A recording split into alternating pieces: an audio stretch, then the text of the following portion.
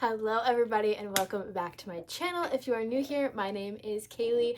I make a lot of reading, lifestyle, and soon Disney vlogs. I would really appreciate if you stayed here and you subscribed. I do apologize if you can hear a lot of like crunching sound. My dog is chewing on his bone and he never does it until I decide to film. But today we are in front of my bookshelves. I have the IKEA Billy bookcases. I have two of them. This one I just got for Christmas this year, so she's not entirely full yet. But today I am going to be doing a book on haul, and this is very hard for my book-loving heart. However, I've been seeing these a lot on YouTube recently of some of my favorite creators doing them. I think the most recent one that I watched was Kalila D do it, because she just got new bookshelves and it's gorgeous. And that got me thinking there are definitely books on this shelf that I just did not love, and therefore they don't need to be on my shelf, and I'm not going to miss all that much, even though getting rid of books does hurt my heart. I'm not anticipating getting rid of a ton, just because luckily the books that I've read I have truly enjoyed, but there are some that are just below 3 stars and therefore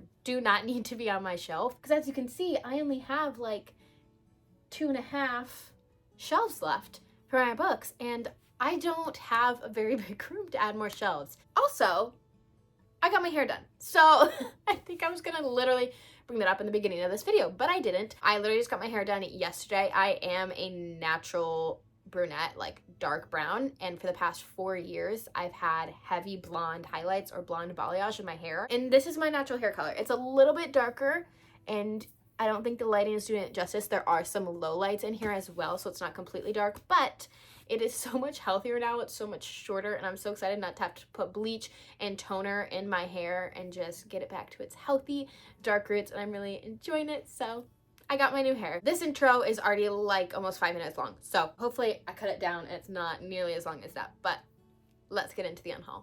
First and foremost, up top, I'm not getting rid of any of those. Those are some special editions of my favorite books: Lessons in Chemistry, Six of Crows, and then I have Jane Eyre, which I've actually never read, but that's not important. Okay, so now on to my actual shelves. I have to stand this way. I know I'm kind of blocking some things, but we'll move if we have to. Spanish, oh gosh. Here's the thing. Grimace, get in your place. Here's the thing. Spanish love deception.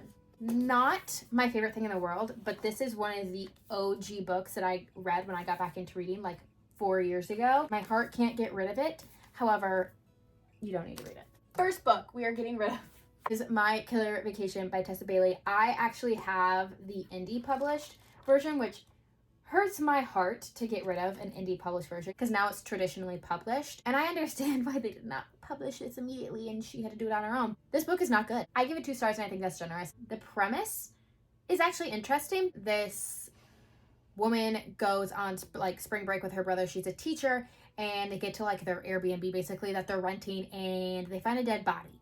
So that's not good. They call the cops. They hire a private investigator, and of course she falls in love with the private investigator. But when I tell you this is pure smut, like we lost the plot. It started off with the plot, and then 50 pages in we lost the plot, and it's pure smut, no plot the rest of the way. Now listen, smut is not my favorite thing in the entire world, but I can live with it in books. However, there was just no story at this point. It was literally just smut. For that reason, I don't love this book. It can go. All right, then we have my baby, my OG version of Six of Crows, which is going nowhere. Then we have all of my Jennifer and the Barnes, all the Inheritance games, the Naturals. They're going nowhere. So I do actually, here's the thing. Again, another thing I can't get rid of. I have the indie published version of the Atlas 6 by Olive E. Blake. However, I did not like this book. Again, I think I gave it like 2 stars or something like that. I read this when I first got back into reading like 4 years ago, and I should not have read it because I should not have been reading fantasy at that time. I think I would enjoy it a heck of a lot more if I read it now. So I do want to reread this at some point, but like this is a cover that so many people were trying to get their hands on, and I cannot get rid of it. And it is a book that I genuinely do want to give another chance. However, there is a book near it that I will be getting rid of, and that is Love Life Farms by B.K. Borenson. I have seen very mixed reviews about this. I am someone who did not enjoy this. I think I gave this 3 stars to be nice, when I would in actuality give it like a 2.5, 2.75. I am not a huge friends to lovers anyways, and that is what this book is. I just found the relationship extremely cringy. It just didn't make it enjoyable for me to read, so therefore I will be getting rid of it. Another one that I will be getting rid of, which hurts my Christmas loving heart because that was also a Christmas book. Kiss Her Once for Me by Allison Cochran. Basically, this woman, Ellie, is in this bookstore during a snowstorm. She gets stuck there and she meets this amazing person and the two of them have this great time. Then she's late on her payment and then her landlord's like, hey, I can help you out if you pretend to be married to me before my family's Christmas, because there's this whole thing. She's like, okay, weird, but I'll do it. She gets there and the woman that she spent the night in the bookstore with, the love of her life, is her husband's sister. And I just didn't totally enjoy it, so it really breaks my heart, but I know someone will really, really enjoy this, so getting rid of that one.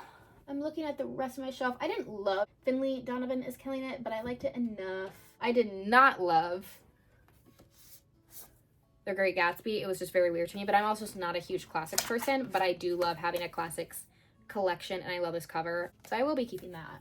Right, then we're on this third row. So far, all good so far. There's nothing on this shelf, which is really nice. Suicide Notes is a book that I love. I have 2 copies of Lessons in Chemistry. I have the US and I have the UK, and then I also have the exclusive edition. Ghost of Honolulu. Don't love, kind of thought about getting rid of. However, it is author signed, truly author signature. I have Mark Harmon's autograph, so no way in the world I'm getting rid of that. Apologies that angles have changed slightly, but I was just trying to get it a little bit more close up for you guys to see. Then we have my Colleen Hoovers, which all of them weren't total wins for me, but again, these are OG books that I read when I got back into reading, so they hold a lot of sentimental value, and I honestly never rated any of her books lower than 3 stars. Even, yes, Layla, I did not rate lower than 3 stars, so I will be keeping. Yeah, there's nothing on this shelf, and luckily, nothing on this shelf either. I have a lot of favorites on here.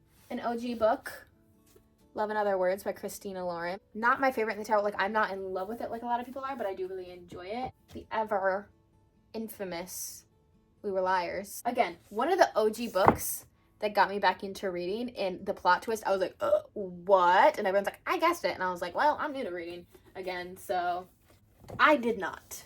No way we're getting rid of ACOTAR. Shatter Me. There is a new book coming out in this series. I will not be reading it because it was painful to read past Restore Me. I'm gonna crouch now because now we have this lower level of books. I'm kind of debating Wrong Place, Wrong Time by Gillian McAllister because this book was a 2-star for me. Basically, this woman sees her son. She's it's late at night and she's watching her son walk home, and right before he gets to the house, he ends up killing somebody, and she's like, huh? What? A high schooler, by the way. Her son is a high schooler.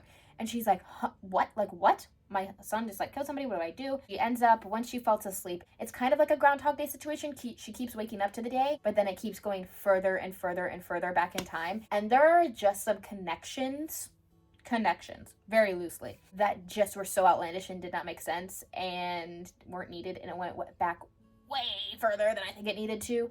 And I just did not enjoy this. Me and Reese's Book Club, we have some beef. We don't always get along. I love Reese Witherspoon. I've said that before in videos and I'll say it again. I want to make a Reese's Book Club video reviewing them that I have read. So I think I'm going to hold on to this one for now. And then after that video, I will probably get rid of it. Oh, easy. Literally the book that sparked my idea of filming this video. Here With Me by Heidi McLaughlin.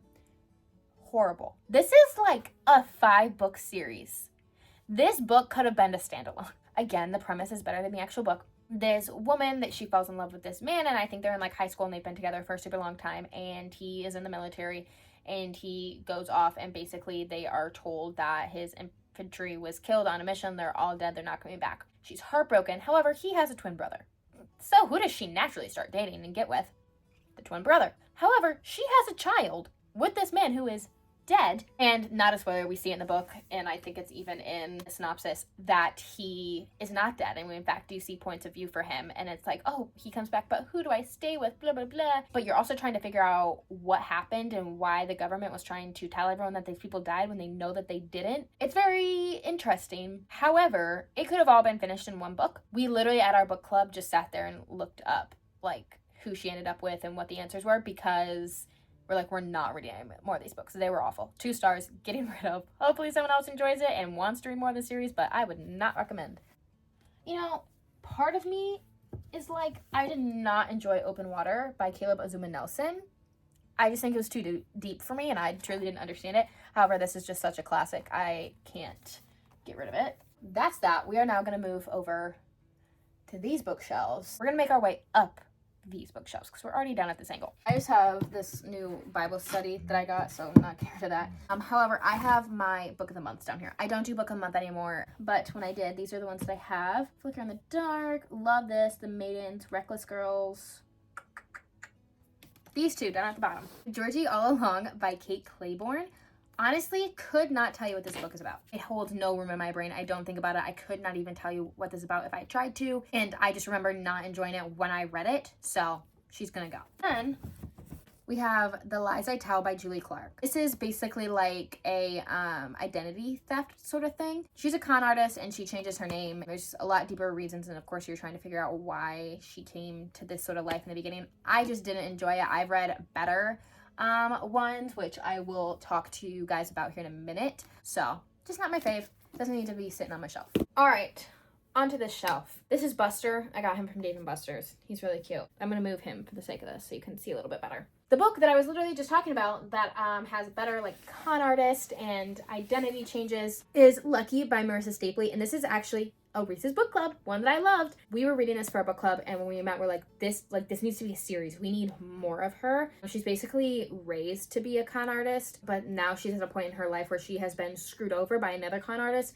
and she is trying to write her life and make it right and kind of just live a normal life. So we get to do a timeline of like her growing up with her dad who's a con artist and learning how to be that, but also now where she's just trying to get to a better life and not live that life anymore. Marissa Stapley, you're not watching this, but everyone go tell her to write more in this series. Like, go tell her to make this book a series, because loved it.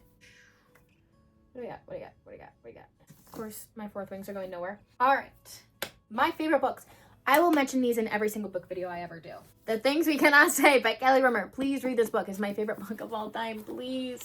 I know not everyone's into historical fiction, but this broke me in so many ways, and I still think about it constantly. When people ask me my favorite book, this is the book that I read when I started reading again, the first book that I read when I started reading again, 4 years ago, almost 5 years ago. I still think about it all the time, and it's still, after all of these books, and even more, and audiobooks and all that stuff, still my favorite of all time. This one. It hurts me to get rid of because it is one of the first books I read when I started getting back into reading. In 5 Years by Rebecca Surley. So predictable. So predictable. You don't need to read this. So basically this woman is like stuck in this dead-end place where she doesn't want to be, and she thinks she has it all planned out, but she's really not happy. And then she wakes up one day and she's in a completely different apartment, different life, different man. She's like, what is going on? And it's just all extremely predictable. Well, the cover is gorgeous. I just did not enjoy this book, so it can go. Top row. Honestly, nothing up here. This is hard because I did not love this book. It was actually quite awful. We read this for a book club, did not enjoy it. Way too many things going on in it. However, it's a book that I want to keep simply because I know people in older generations in my life will enjoy this. I gave this to my great aunt after I read it, and I knew she would love it, and so she read it and she absolutely loved it. So it's a book I want to keep just because it's a book that I can give to people that I know to read who might enjoy it a little bit better. Up top, getting rid of none of these. I have my UK Harry Potter and the Philosopher's Stone. I have a special edition of Powerful and a special edition of the Inheritance Games. All right, so we have gone through all of my bookshelves. I do have some books up on floating shelves, but they're literally just my favorite series, so I'm not getting rid of any of them. Harry Potter, I have all my Emily Henrys, I have Somewhere I Turn Pretty series, I have Once Upon a Broken Heart trilogy, and some others, so I won't be getting rid of any of those. We are getting rid of 7 books, which is more than I thought it would be. I'm just so lucky that so many books that I've read I've truly enjoyed and that I like having on my shelves and don't mind them taking up the room. Just these ones did not do it for me. I am going to take some pictures and send these out to people that I know, some friends and family that read. If they want any of them, I will give those to them. And any of the ones that no one picks, I will just take to a local donation center, Goodwill, our local thrift store. Thanks for coming along on this UNHAUL, and if you enjoyed, please do not forget to like and subscribe down below. Comment down below your favorite book of all time, and also your least favorite book that you've ever read. Because I'm very interested to see what people's favorite books are, because of course I want to add those to my TBR, and maybe some of your least favorite books are some of my favorites, or vice versa. I will see you guys next time.